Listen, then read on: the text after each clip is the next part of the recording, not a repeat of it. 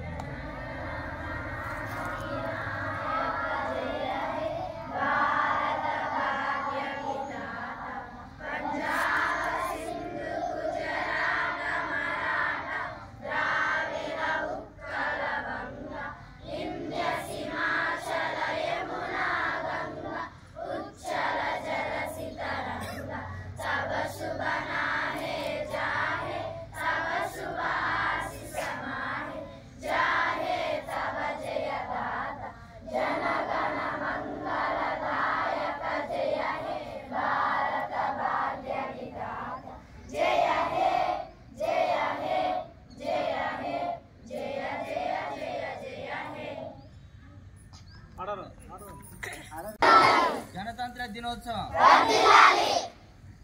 ఈరోజు మనం స్వేచ్ఛగా కానీ ఉండడానికి అవకాశాలు ఉన్నాయి. మనం భవిష్యత్తులో చేయబోయే కార్యక్రమాల గురించి కానీ ఈ యొక్క అవకాశాన్ని కాపాడుకోవాలని పనిచేస్తూ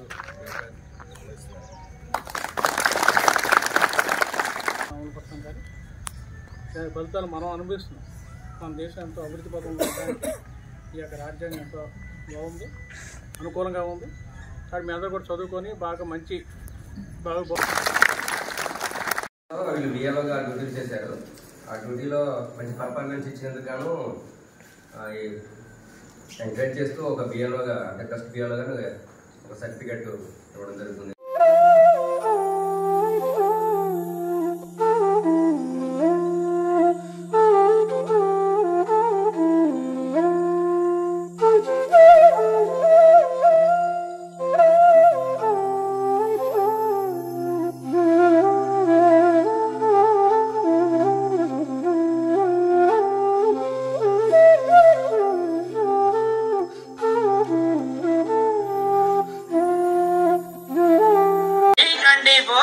వెలది న్యూస్ ఛానల్ అందరూ చూడండి, లైక్ చేయండి, షేర్ చేయండి, సబ్స్క్రైబ్ చేయడం మర్చిపోకండి.